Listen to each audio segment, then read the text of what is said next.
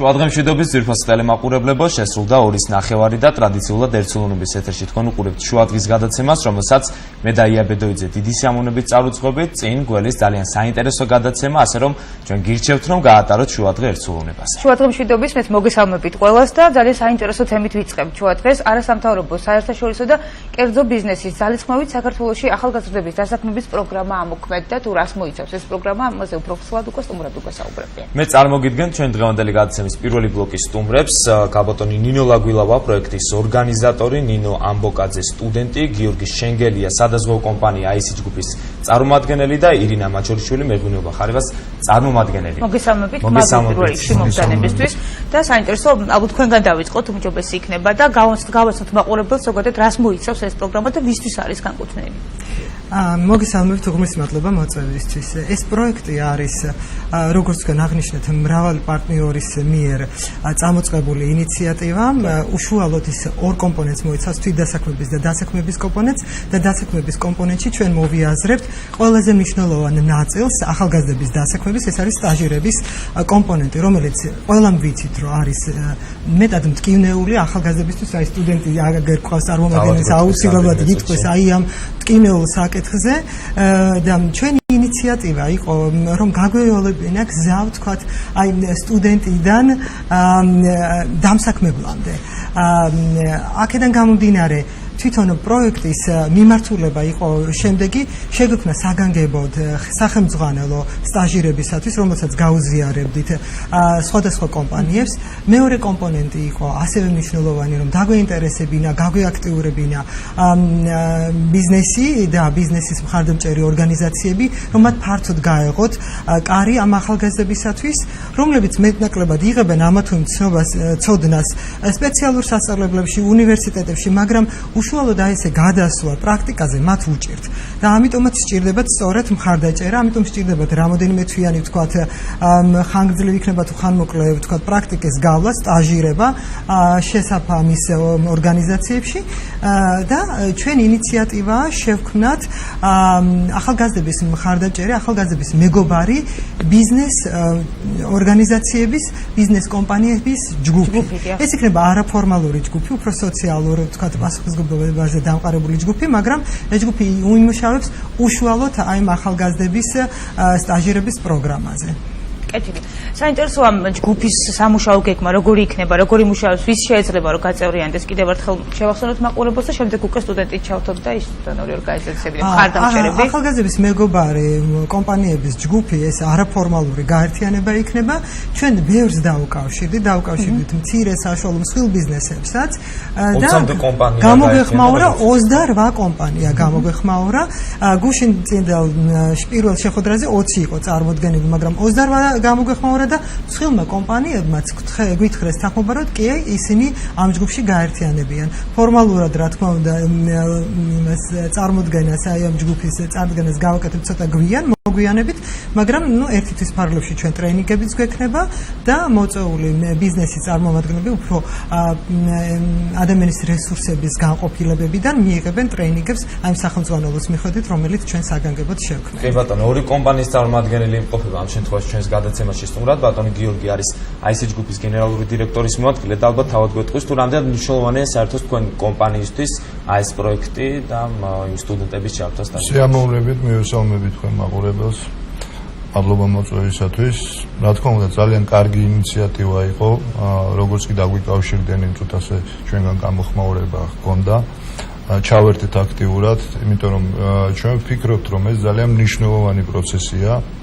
პირდაპირ პირველივე შეხვედრაზე დავაფიქსირეთ ჩვენი მოთხოვნა, ასე ვთქვათ, სურვილი, რა ტიპის კადრების დასაქმებაზე ვფიქრობთ და მზად ვართ იმისთვის, რომ მათ, რა თქმა უნდა, კვალიფიციური განათლება მივაწოდოთ პრაქტიკული კუთხით და შემდგომ უკვე განვიხილავთ როგორც ჩვენ პოტენციურ თანამშრომლებს, რა თქმა უნდა. ეს მნიშვნელოვანია ამ პროექტის არსებობა იმ კუთხითაც, რომ კომუნიკაცია, რომელიც სტუდენტსა და დამსაქმებელს შორის ხშირად არის აცდენილი.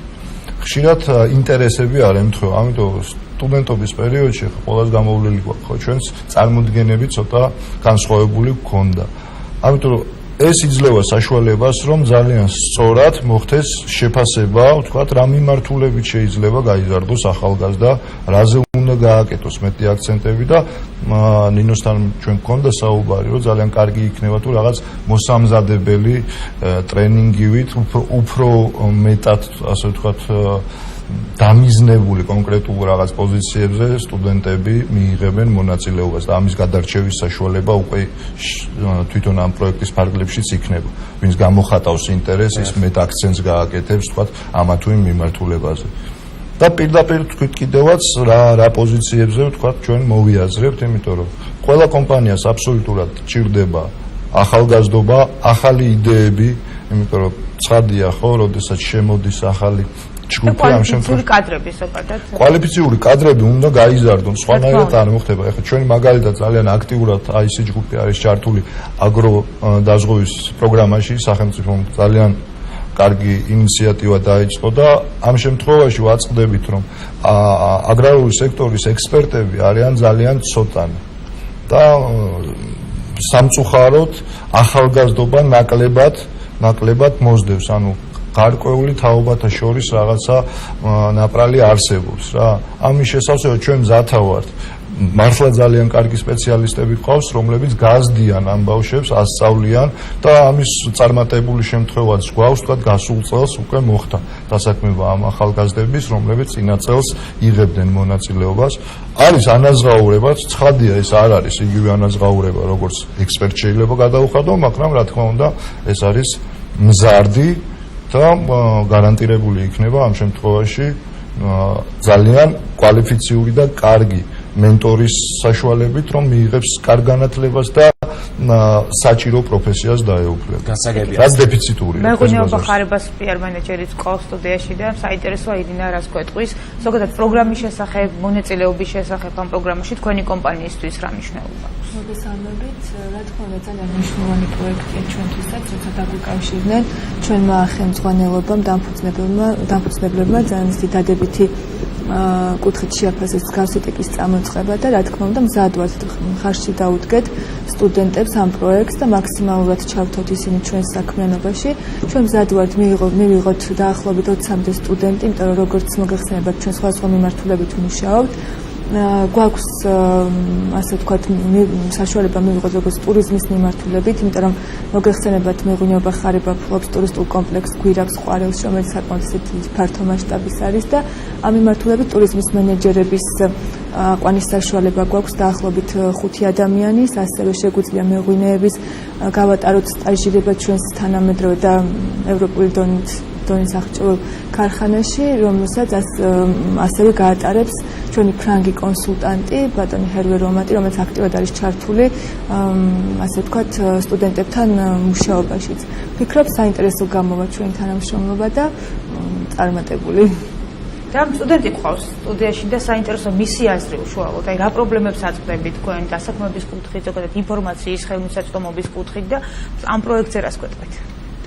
ძალიან დიდი მადლობა მოწვევისთვის და ამ თემით დაინტერესებისთვის და ასეთი კარგი პროექტისთვის, რომ გვაძლევთ საშუალებას, რომ სტუდენტებს გავიაროს სტაჟირება. ანუ პრობლემა ის არის, რომ როდესაც ცხადდება სტაჟირება, ყოველთვის არის ასეთი რამ, რომ სტაჟირება არის სამთვიანი, მაგრამ სტაჟირება არ ანაზღაურდება. და ცოტა რთულია წახვიდე ასეთ რისკზე, იმიტომ რომ ყოველთვის ხდება ესეთი რამ, გადიხარ 3 თვეს სტაჟირებას და მე აღარავის აღარ აყავხარ სამსახურში. შეიძლება ძალიან კარგადაც გაიარო, მაგრამ ეს არის მარტივად, ანუ არ დახარჯო ფული, მაგრამ შენ მიიღო მოგება როგორც კომპანიამ. აქედან გამომდინარე, სტაჟირება ვფიქრობ, უნდა იყოს ანაზღაურებადი. ასევე პრობლემად მიმაჩნია ის, რომ როდესაც თუნდაც მაღაზიაში აყავს კონსულტანტად სტუდენტი, ხო, იმას არ უნდა შეუთავსო დამლაგებლის პოზიცია, ანუ განსხვავებული უნდა იყოს და არ უნდა იყოს ის, რომ არც ერთი სტუდენტი, როცა სტაჟირებას იწყებს, არ ითხოვს, რომ გადამიხადი 1000, ანუ 2000 ლარი. ამის ილუზია არავის არ აქვს, მაგრამ როდესაც კონკრეტულ ფაკულტეტზე სწავლობ, ხო, სასურველია, რომ შენი პროფილის მიხედვით გაიარო სტაჟირება, იმიტომ რომ როცა სამედიცინოზე სწავლობ 6-7 წელი, მაგრამ იმის გამო, რომ შენს მიმართულებაში ვერ გადიხარ სტაჟირებას და მიდიხარ მაღაზიაში, ხო, შენ ვერანაირ ცოდნას ვერ იძენ. თუმცა და კიდე არის ის, რომ დროის ფაქტორი, ანუ ყოველთვის წერია, რომ დრო არის შეთავსებით. მაგრამ ჩემი ძალიან ბევრი კურსელი ვინც მუშაობს გამოცდებზე ვერ მოდის, იმიტომ რომ არ უშვებენ. და აბარებენ 60-60-ს ერთად, ანუ სწავლაშიც ექმნებათ პირიქით პრობლემები, ანუ არ ეხმარებიან არანაირად. შენ რა ფაკულტეტზე მე ვსწავლობ ენერგეტიკას. და ანუ რომელ კომპანიით დაინტერესდი, ანუ სად აპირებ რომ სტაჟირება გაიაროს? ანუ იქიდან გამომდინარე რომ ენერგეტიკა მაინც ცოტა მამაკაცური სფეროა. სავარაუდოდ მე თუ გავილი სტაჟირებას ალბათ გავილი სამინისტროში, მაგრამ სამინისტროში არ მაქვს ილუზია რომ დიპლომის გარეშე მიმიღონ მაინც. და სხვათა შორის ჩვენთან არის ძალიან ბევრი პერსპექტივა აქვთ თუნდაც ჰესებზე რო გაიარონ სტაჟირება. ანუ ჩვენ მაგის პრობლემა ნამდვილად არ გვაქვს, იმიტომ რომ ენერგეტიკა არის ისეთი სფერო, რომ მოთხოვნა არის ბევრი, მაგრამ ცოტა ვარ ძალიან. აქედან გამომდინარე, ჩვენ ეგ პრობლემა არ გვჭირს, მაგრამ ისეთი პროფესიები, რომლებიც ძალიან ბევრია, სამწუხაროდ არანაირი ხელშეწყობა არ აქვთ, რომ კადრი გაიზარდოს, მაგრამ როცა უნივერსიტეტს ამთავრებ, მე აღარ უნდა მოსთხოვო იმას, რომ იმას კონდეს 3 წლიანი გამოცდილება და ასე შემდეგ, იმიტომ რომ შენ უნდა გაზარდო შენი კადრი და თუ არ ჩადებ ინვესტიციას, ვერაფერსაც ვერ მიიღებ. ქალბატონო, აი მარ ერთი პრობლემა ჩამოთვალა ხა ამ ძალიან კარგმა სტუდენტმა და ეს პროექტი რამდენად დააკმაყოფილებს და რამდენად აღმოფხვის ამ პრობლემას. ეხლა მთავარი იყო როგორც მე მივხვდი ანაზღაურება და დროის შეთავსება, ხო, რაც ალბათ მართლაც მნიშვნელოვანია და ამ შემთხვევაში ეს პროექტი რამდენად დააკმაყოფილებს. და თუ იყო თქვა სტუდენტებთან კომუნიკაცია, როდესაც იწყებოდა ეს პროექტი, ეს საინტერესო. კი, აუცილებლად. სტუდენტებთან კომუნიკაცია აუცილებლად. ახალგაზრდებთან მოდი ასე ვთქვა ძალიან ხშირად დამთავრებული აქვთ ხო სასწავლებლები და უმუშევარი რჩებიან. კვლევები იყო ბევრი, სხვა შორის სოფლიო ბანკმა ჩაატარა კვლევა. ეს პროექტი, როდესაც იქნებოდა, მინდა გითხრათ, რომ პროექტი შექმნა 4-მა მსხვილმა ორგანიზაციამ, როგორც ბიზნეს კომპანიამ, ასევე ეს დაფინანსება USAID-დან მოდის. არასამთავრობო ორგანიზაცია ახორციელებს კრისტალის ფონდი კრისტალი და მხარს უჭერს მას PH International, ესეც საერთაშორისო ამერიკული ორგანიზაცია და აღნიშნული MISO კრისტალი, რომელიც ასევე აფინანსებს ახალგაზრდა მეწარმეების ბიზნეს იდეებს.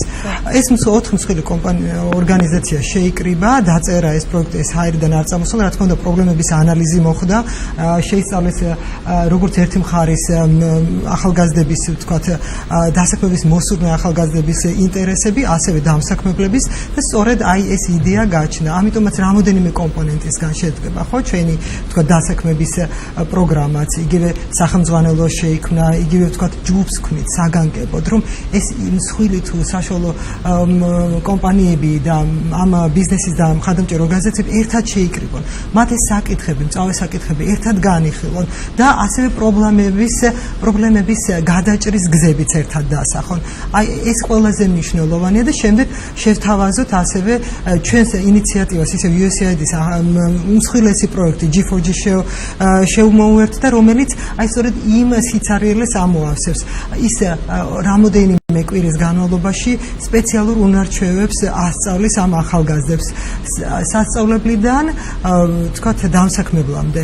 არა მარტო ვთქვათ დამსაქმებელი მისცეს მათ საგანგებოდ სპეციალურ უნარჩვევებს, არამედ აი რამოდენიმე კვირიან ტრენინგზე ისინი მიიღებენ ვთქვათ ლიდერობის ან ვთქვათ უნარჩვევებს, პრეზენტაციის უნარჩვევებს, სხვადასხვა მიმართულებით გავლიან ტრენინგებს.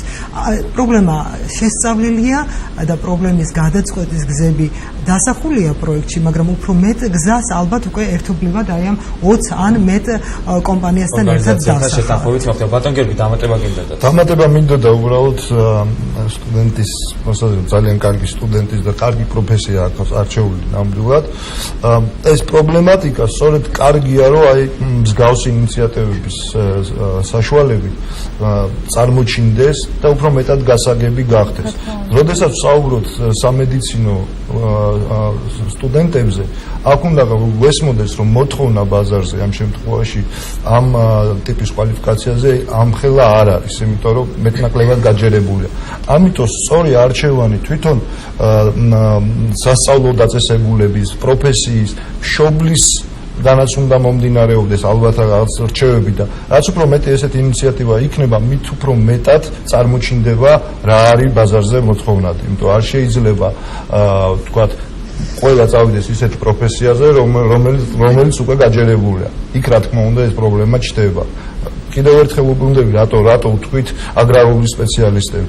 იმიტომ რომ ნამდვილად ძალიან დაბალია მოწოდება, ასე ვთქვათ, ახალგაზრდა კადრების და სამწუხაროდ აი აქ ჩდება ვაკანტური ადგილები, რომელიც მზად არის, აი დასაქმებელი მზად არის, რომ შეავსოს რა. გვინდა ამიტომ და ვეძებთ ნიჭიერ სტუდენტებს. აი ამის ანალიზი აბიტურიენტობის პერიოდში, სტუდენტობის პერიოდში არის ძალიან მნიშვნელოვანი. რა ეს შეუწყობს ნამდვილად ხელს. ჩვენს გქონია პრაქტიკა, ანუ მჭიდროდ თანამშრომლობთ უნივერსიტეტებთან და აგვიყვანია თქვათ რამდენიმე სტუდენტი გარკვეული მიმართულებით და ის სტუდენტი რომელიც უკვე წარმატებულად გავიდა სტაჟირებას დაგვიტოვებია და დღესაც ჩვენი გუნდის წევრები არიან, ასე რომ ყველაფერი ანუ სტუდენტზე ბევრი რამ არის ასე თქვათ დამოკიდებული და აი მე მაინტერესებს თქვენს კომპანიებს თუ აქვთ გარკვეული სტრატეგია აი ამ კუთხით და რაღაცნაირად გეგმა ეხლა ნინომ რა პრობლემებიც ჩამოთვალა ეს მართლა არსებობს სამწუხაროდ ჩვენს ქვეყანაში და მაინტერესებს თქვენი კომპანიები რამდენად არიან მზად რომ აი ეს პრობლემები უკვე აღარ შეხვდეთ იმ სტუდენტებს რომლებიც სტაჟირებას გაივლიან დაფინანსებას გულისხმობთ ამ შემთხვევაში ან თუნდაც დროის შეთანხმებას და ასე შემდეგ.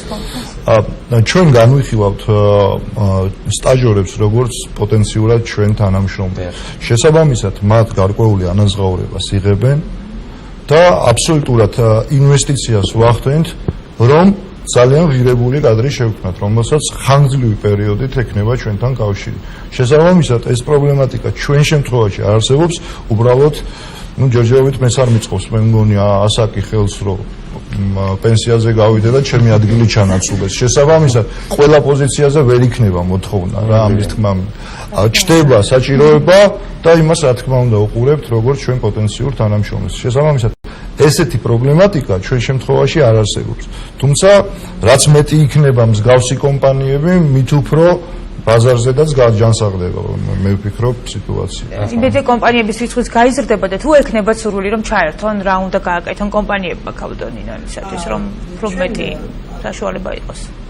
აუცილებლად ჩვენ გავაგზავნებთ ამ კომპანიას, როგორც კი შევქმნით ჯგუფს, რა თქმა უნდა, უფრო იქნება ინტერესი, გაიზრდება, იმიტომ რომ საზოგადოებისთვის უფრო ცნობადი გახდება ეს ჯგუფიც, ეს აქტივობაც, პროგრამა, პროექტი თვითონ 2 წელიწადნახევარს გაგრძელდება, მაგრამ დარწმუნებული ვარ, რომ ჯგუფი შეიძლება უფრო ხანგრძლივადიანი იყოს, გააგრძელოს სიცოცხლე, ახალი აქტივობები წამოიწყოს. ყველასთვის ღია კარი, კიდევ ერთხელ ვამბობ, რომ ძალიან ბევრმა კომპანიამ დააფიქსირა სურვილი და სურვილის მიღმა ალბათ იქნება უკვე აქტივობაც, ხო, საქმე, რომელიც ახალგაზრდებს გაიყვანს ასპარეზზე. ეს არის ჩვენი ქვეყნის ეკონომიკის გაჯასახებისთვის, ეს არის ქვეყნის საქმე, მომავლის საქმე, ასე რომ ყველაზე მნიშვნელოვანია ჩვენმა თაობამ გვერდში დაიყენოს ახალგაზრდები, გაზარდოს ახალი რესურსი და ისევ ქვეყნის საკეთილდღეოდ გააკეთოს ეს საქმე. კონკრეტ ჩვენ ძალიან დიდი მადლობა უნდა გითხრათ, მართლა ძალიან მნიშვნელოვანი არის ის პროექტი, რასაც თქვენ ახორციელებთ და ვფიქრობ, რომ მართლა წარმატებული იქნება გაამართლოს ჩვენს ქვეყანაში ეს პროექტი. წარმატებებს გისურვებთ, დაგემშვიდობებით, კეთილი სურვილები, ჩვენ კი ვაგრძელებთ შუა დღეს, ცოტა ხანში ახალი თემით ბრუნდებით, ძალიან საინტერესო სტუმრები შემოგვიერთებიან მეორე ნაწილშიც, ასე რომ დარჩით ერთსულუნებას. რამდენიმე წუთში დავბრუნდებით პირდაპირ ეთერში.